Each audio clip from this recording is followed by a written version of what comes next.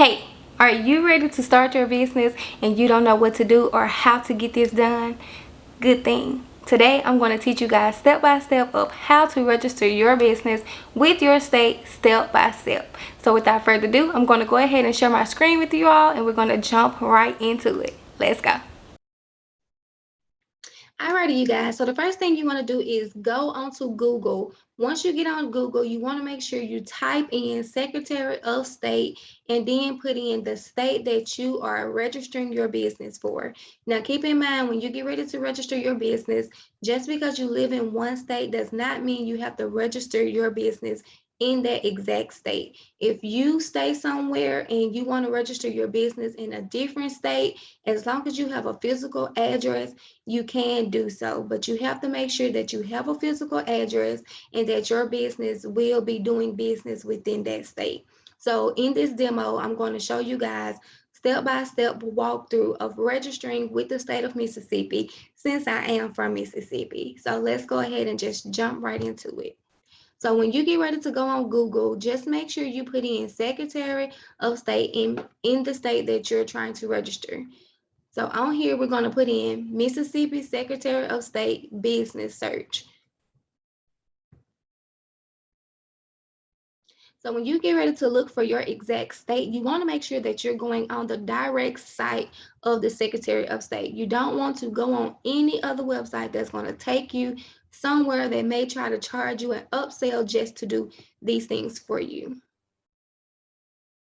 So now that we are on the business services, once you're on the website, you want to make sure you're looking at the business services since we're looking to get your business registered with the state. Now on here, for the state of Mississippi, there is no fee to search for business names to see if that business is currently listed within that state. I'm not for sure about other states, but I know for the state of Texas, they do require a fee for so many searches per business name. So just keep that in mind. Just check with your Secretary of State to see if there is a service fee for checking too many times within a business name search. Now, the first thing you want to make sure you do before registering your business of any kind is to do a name search to make sure your business name is available. You do not want to have the same name as someone else, and you want to make sure that that name is available before doing any other documentation so that you don't have any issues in the long run. So on here, we're just going to put in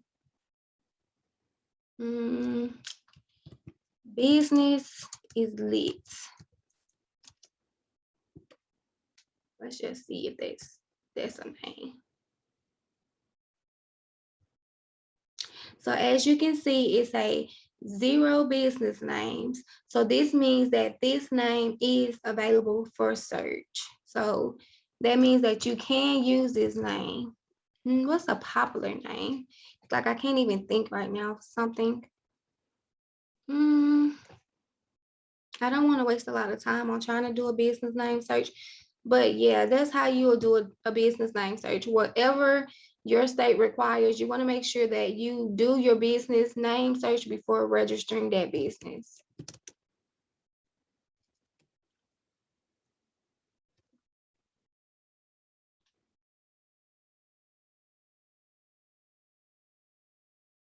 Okay, so that's how you would do your business name search. Now, once you have done your business name search and you see that that actual name is available in your state, you want to go to the business filings. Once you're on the business filings, you're going to have to register so that you can set up an actual account. So I'm going to stop sharing my screen for a moment so that I'm able to log into my account, and then I'll come back on and show you guys.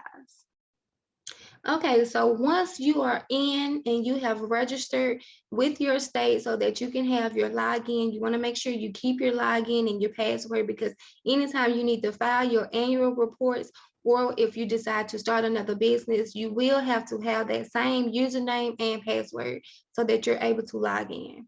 So once you're on here, you're going to see these different things.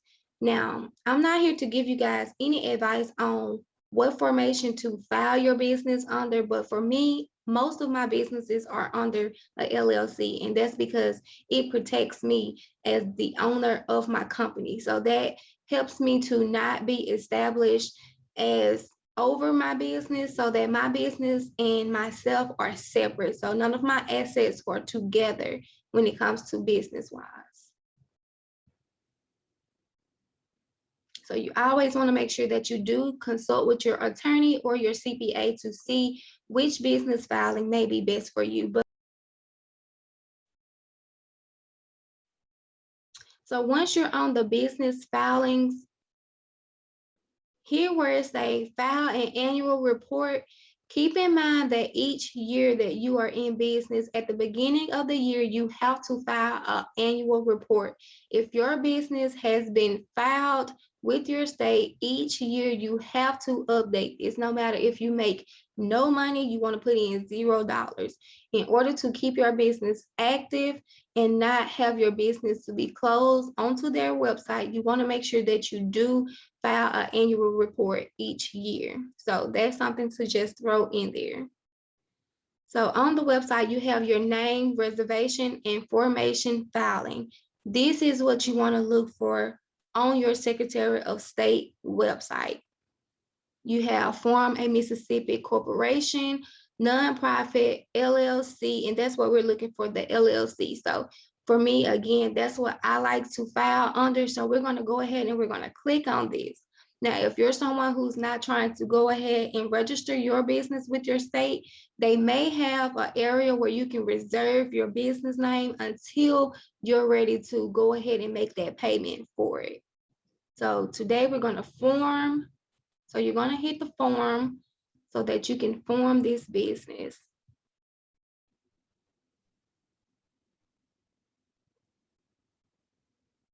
Now, once you're on here, it's going to ask you for the business type, which is going to be a limited liability company because that's what we decided to go with. It's going to ask you for your business name. What did we say? Pace Life. And because it's a limited liability company, as you see here, you're going to have to put in LLC or L.L.C. You have to put this on here if you decide to go with being a limited liability company. It has to be in your name. So as you can see, this name is available. So once you have put in your business name and you put in your business address, you want to come down to the business details.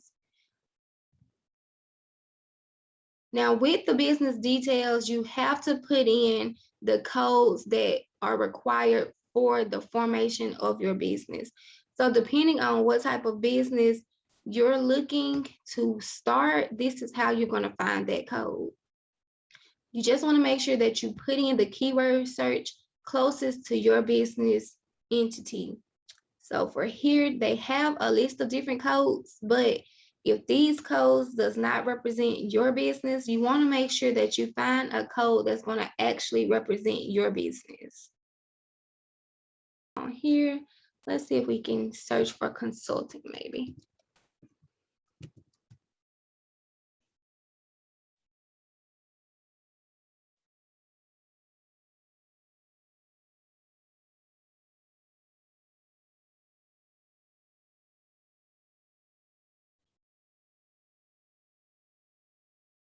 You want to get it as close as possible to whatever it is that your business is going to be under.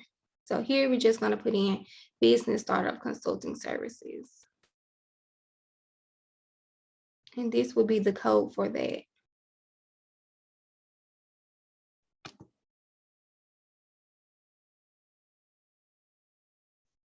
So once you have your code, you just want to make sure you put that code in. You don't have to have up to 3 codes. So don't think you have to have 3 codes because you don't. You only need 1 code. Just depending on what type of business you're starting is how you'll determine it. So you don't have to put in anything here for your business. This is all going to be your information. So again, You're going to put your name in.